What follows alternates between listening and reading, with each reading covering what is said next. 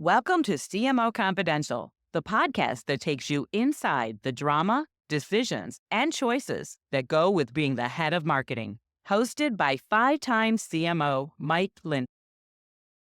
Discover the future of AI-powered digital experiences. Adobe Summit is live in Las Vegas, March 17th through the 20th. If you can't make it to the conference in person, join Summit online free from anywhere. Access inspirational talks from global brand leaders like Coca-Cola, Unilever, Marriott, and more in live-streamed insightful keynotes and Adobe Sneaks, co-hosted by comedian Ken Jeong.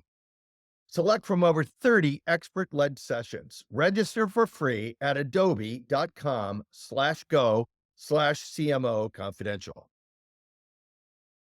Welcome back to CMO Confidential and part 2 of our episode with Gary Briggs. Pick up where we left off in episode 1, discussing the usage of paid media as a tool for outdueling your opponent. We would run bespoke ads into that feed just to mess with him. So, and I'm sure they were doing the same to us. But so the way that occurs, and I think this is one of the main insights for non-political marketers, are probably most of the people who might be people you and I used to work with, the people that might listen to this podcast. That is the thing that's stunning to me about politics is the ability to create content at scale, at quality. And I think the thing that I feel about, I'm going to skip over to our former commercial role. My general sense about marketing is you as a marketing organization are responsible for managing the conversations about your brand and your products in the world. And you're doing that in political campaigns for sure. And then you're doing it at a rapid rate and scale. And I think the ability to run messages fast and learn fast, my sense is the people who win in marketing is whoever learns faster.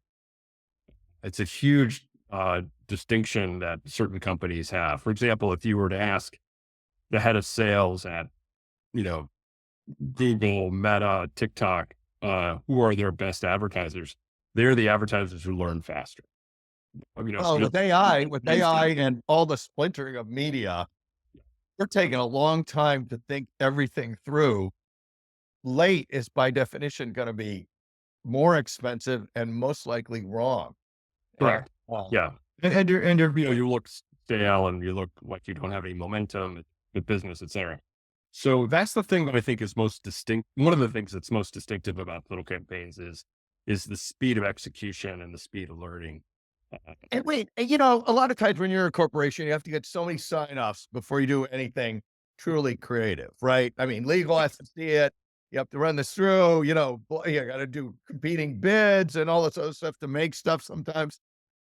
How is this process different? Because there's no way you could have that kind of, unless everyone's in one little pod, you could not get through fast enough.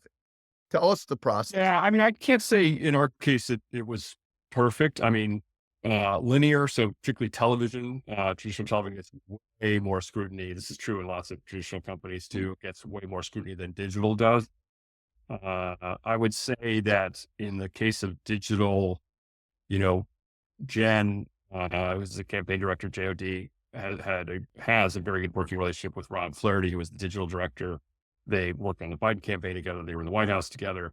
And I just think they had a shorthand. And I think Rob, pretty flawlessly, I think, granted, there were, there are issues that I'm sure folks will bring up in comments, but had a really good read on the candidates, both Biden and Harris, and also had a really good read on Jen and her sensibilities, and as well as David and others. And so I think that allowed them to create content and run it at a speed that, didn't require the scrutinization that we saw. Now, television is just different. I mean, it's Right. been a while that, the amount of messages that go through digital that people just skip over versus you ran this one ad in this one place on television and it just creates a news cycle. It's a little, well, it's not little, it's a lot imbalanced. It's still kind of crazy, but as a former boss of mine, I think yours, Bill Oh, Cobb, used yeah. to say to me, yeah, Briggs, all they care about is the film, and Well, it does generate a huge amount of interest, and it's like an iceberg, but you're only seeing the top of the iceberg, and you don't care about the bottom of the iceberg. But it's the bottom of the iceberg that usually sinks the ship. yeah, not in the case of this campaign, just to kind of cut you, notwithstanding a few of the ads, particularly in the case of the Trump and the super PACs around Trump, running what's called the trans ad, which is Yeah. the everyone talks about. Not much was kind of coming in day out, but what really was, I think highly influential in this campaign was all the organic content, the non-paid media content that people were dealing with. If you look at how people split based upon news source, if you look at how people split based upon education, That's a great example of the organic content having a making a huge impact. well, you saw this. I mean, I think what Trump is mad genius about is driving narrative day on day. Yeah. Um, and so within organic content, it could be something having to do with uh, something that would come up around. It doesn't have to have truth to it, but it could, and this is true broadly in campaigns, by the way. It's not just a Republican thing or a Democratic thing. But you saw this as it relates to things around the border or immigration or, that be misinformation about Harris's record as a prosecutor in when she was in California as AG, for example. Those are things that just can cause basically a small news cycle, but that becomes important to a particular group of people who then respond to it. This happens constantly in campaigns, and And this is like this is like a PR thing now, right? Right, like the organic. yeah, I mean it's PR, but it's so you know it's so intertwined. No, I mean I think about this in It's terms of PR, which becomes the news, which then becomes a driver of the creative that gets done in the media that gets bought in a vicious circle. Is that how I'm thinking about it? yeah, I mean if we kind of think about it, I'm kind of jumping over to architecture, but you and I were kind of raised in what I would call center hall colonial marketing, which is in the hallway, there's that door that's, the outdoor advertising people, there's the events people, there's the PR person, and then, Proctor made this whole thing about 360 and, it's all the Yeah. points and stuff. I mean, the networking of what's going on in the consumer's mind, uh, and the amount now that the consumer's pulling content to themselves rather than you just pushing content to them.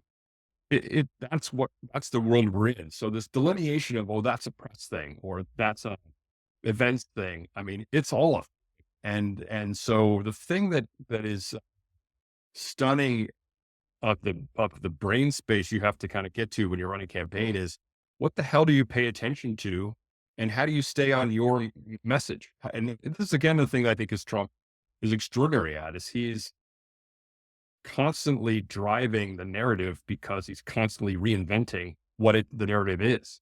And so from a planning standpoint, you saying, hey, we're just going to talk about the economy. There was this joke during the first Trump administration. It's infrastructure week. We're just going to talk about infrastructure this week. That's not reality. And it's quaint, but it ain't true. Got it.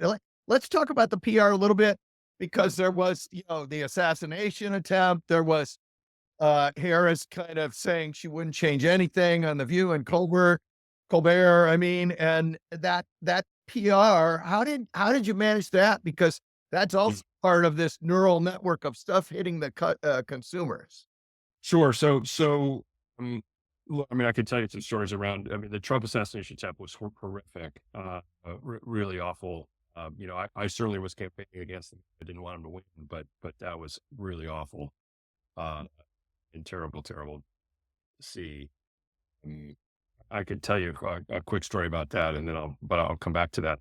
On narrative, certainly when uh, Vice President Harris was on. The View and answered that she wouldn't do anything different, we knew that was a big issue. We were running to have her be an agent of change, particularly because Yeah. we were very much aware of this. I alluded to it earlier, but the right track, wrong track, how people were thinking about the Biden Harris administration. and trying to separate her from the president, show momentum around a new generation. She's 20 years younger than her opponent.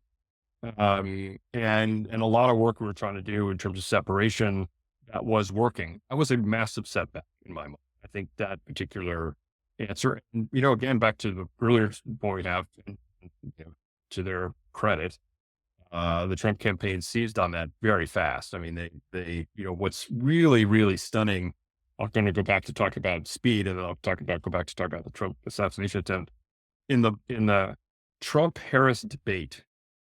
Okay, so that debate, we knew we had done really well, and it was helping us with momentum and driving, again, the differentiation between Biden and Harris, because the contrast could not have been bigger with her performance in that debate versus how President Biden did in his debate. Right. That debate was done at 10 minutes to 11 on the East Coast. So we're all in Wilmington, Delaware, by the way. So that's where the campaign was based. We're all Wilmington, Delaware. We're in at a house of a woman on our team watching. At 10 after 11, we were on a call, BC, with 3 of the agencies we use to make television ads. That's 10 after 11 at night. I woke up in the morning at 5:30. I had 3 television ads in my inbox. Wow. One of which ran that afternoon. So this gives you a sense of like the speed at which this is all operating. I'll jump back to just mention about the Trump assassination. I mentioned earlier that I wasn't particularly busy, and the other practical matter we had, frankly, we were running out of money. The donations started to really dry up after the debate, not in the first week, but in the second and third week, they really started to dry up. And I think it was in the second week when the assassination attempt occurred. And there's a minor league baseball team in Wilmington. Yeah. It's Saturday night. I'm there for the weekend. I'm not going to see my wife who's on the West Coast. And so I'm like, I'm going to go see a baseball game. So, look, get a burger and a beer Saturday night, summer day. Why the hell, So I didn't bring my work phone, for lots of security reasons, lots of badging in the office, but we had separate phones, separate computers. I hadn't brought my work phone because I wasn't that busy, and I was like, I was in my shorts, I'm not going to carry it. And it's around 6:15 at night or so, and there's a bunch of young people just behind me in this minor league baseball stadium, saying everybody's drinking beer, and they all start talking about the assassination attempt. And on my personal phone is where I kept the Signal app, which was, encrypted messaging. And I got a note from some of the campaign that there was this assassination attempt against Trump. And I'm like, oh man, I gotta get home because we had to pull all our advertising. Right. We shut down all our advertising, I think for a week, if I remember correctly, pulled everything. And, by the way, we did that again in North Carolina and parts of Georgia and Florida, remnants of Florida that feed into Georgia. Yeah. When the hurricane and the floods occurred in the Carolinas. Nashville. Yeah. Yeah. So, that was really horrible, and not pulling the ads, but just the wake of that, and then obviously, that was going to change the dynamic of the race quite significantly, which it did. Hey, so when you were looking at buying all this media and all this messaging, does anybody ever look at oversaturation and say, God, we've done 50 ads to, Gary Briggs this week. Maybe we don't need any more? Or is it just, you don't take the chance, you just keep the pedal to the floor as long as you have money? It's way more the latter. Look, I think there's still a lot to be done of cross-channel integration modeling around saturation. I'll give you a specific example. So the short of the answer, because I know kind of, there's only so much time a podcast can last, but I'll give it shorthand. There is a general sense of more is more, and not taking the chance of not reaching somebody, particularly as it relates to television, which again, I think gets oversaturated. In my commercial experience, I never bought in the US, and overseas we sometimes did more, but I never bought more than 450 gross rating points. A huge amount of gross rating points. Huge amounts. For those who don't follow this in their daily lives, that's 90% of the population getting a message 5 times in a week. Our campaign was buying in the last weeks in Philly about 2,500 gross rating points in Philly. 25 in Philly from us, 2,000 from the Trump campaign, 2,000 from actually Future Forward in our case was by, in some cases, 3,000 in the last couple of weeks. They hit as high as 3,000. Preserve America PAC, Make America Great Again PAC. These are all the Trump PACs. The Elon's PAC, which I'm Preserve Democracy PAC, I think is what it was called. Again, 1,500 gross rating points, et cetera, et cetera. I asked at one point in the last couple of weeks, how many gross rating points in a week is there in Pittsburgh? Exactly. What is the total supply of GRPs in Pittsburgh in a week? The answer was 86,000 gross rating points. Could probably about 15,000 of those, I think that's on the low end, was political advertising from just the presidential campaign. By the way, Pennsylvania, there also was You had all kinds of other political campaigns running there was there. a massive Senate campaign going on where Casey was running against McCormick in Pennsylvania, which was dumping lots of money there too. So,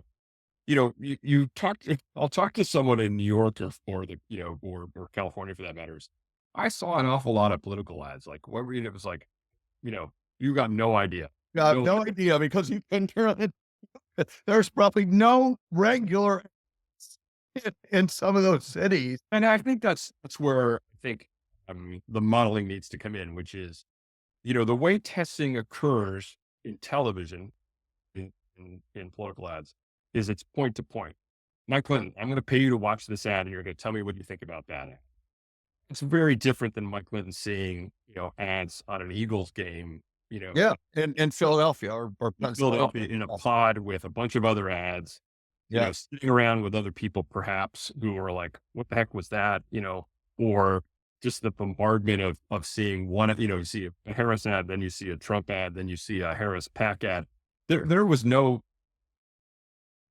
separation. Yes. Well, yes. Okay. So let's talk about what marketing learnings can our listeners take away from this other than like shock and awe of what actually is going on. I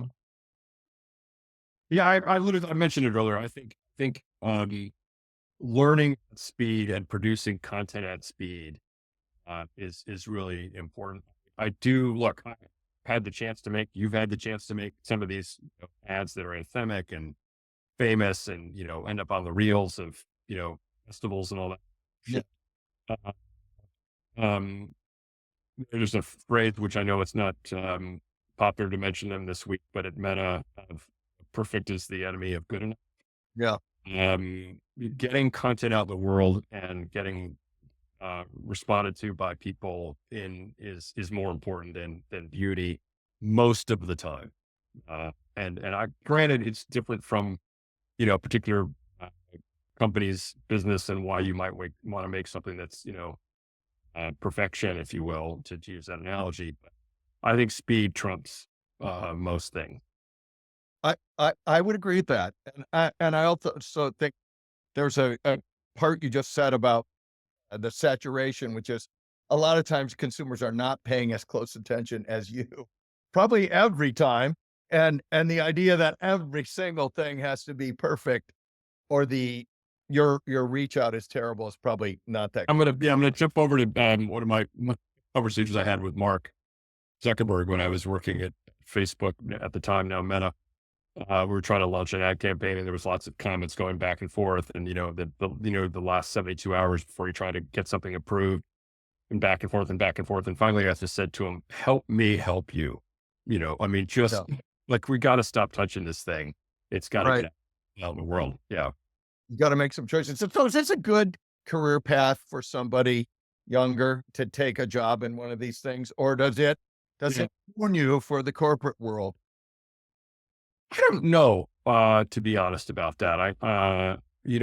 I would say the optimist of me for younger people is it is a great experience. I think the passion around it, the general sense of purpose around it, and then importantly, the learning you get from being thrown into something you're not fully qualified for in a short amount of time with not a lot of support. I never saw a job description where I was. I mean, when I joined, it's not like Jen sat me down and, went through my bullet points and we had weekly reviews. And now, granted, I'm in a much different phase of my career, but for younger people, I think it's a great experience.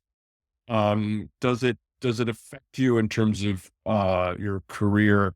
I hope not. I'm particularly worried about the tribalization of our country. I'll just say 85% of people, 70 to 85% of people agree on most things as it relates to policy. Yeah. But we're in this tribalism right now that I think is really unfortunate. So this idea that, I'm not going to hire that person because they work for that candidate or the other candidate, I hope that doesn't, because I gotta say that the people I worked with and what they've osmotically learned from being in that environment is worthwhile to a lot of marketing organizations. I would agree with that. And that is the first time on our show that osmotically has ever been used ever. So congratulations for breaking through on I the gotta check if that's actually a word, but somebody I'm going to use it. Yeah, maybe. Hmm. I want to make a joke about the Osmonds, but I won't. So, which brings us, because we're at time, and this has been a fantastic show. It's our last question. It's a two-part choice. You can take one or both parts. You just have to take one. Practical advice we haven't discussed yet, and or funniest story you haven't told yet that you can tell on the air. Gosh,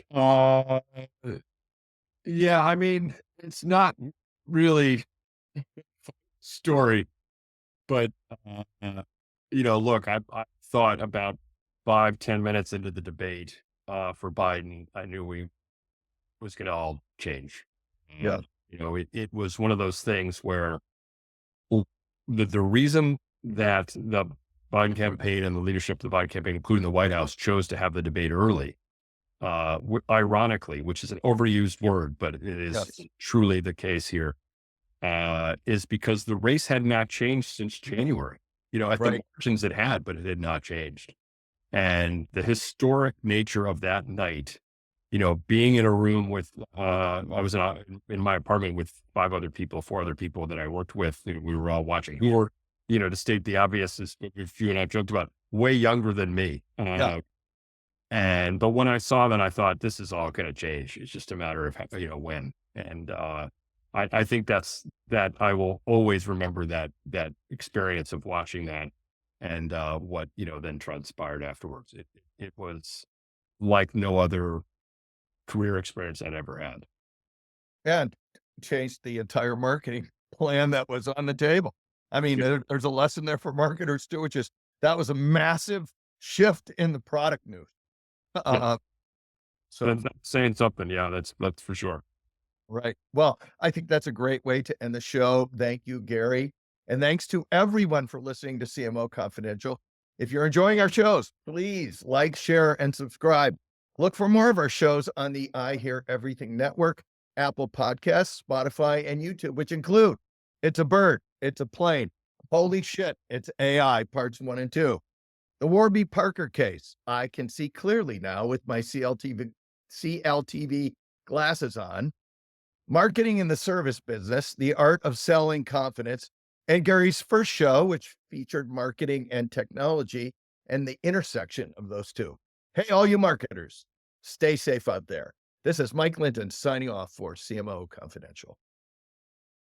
Discover the future of AI-powered digital experiences. Adobe Summit is live in Las Vegas, March 17th through the 20th. If you can't make it to the conference in person, join Summit online free from anywhere. Access inspirational talks from global brand leaders like Coca-Cola, Unilever, Marriott, and more in live-streamed insightful keynotes and Adobe Sneaks, co-hosted by comedian Ken Jeong. Select from over 30 expert-led sessions. Register for free at adobe.com/go/CMO confidential.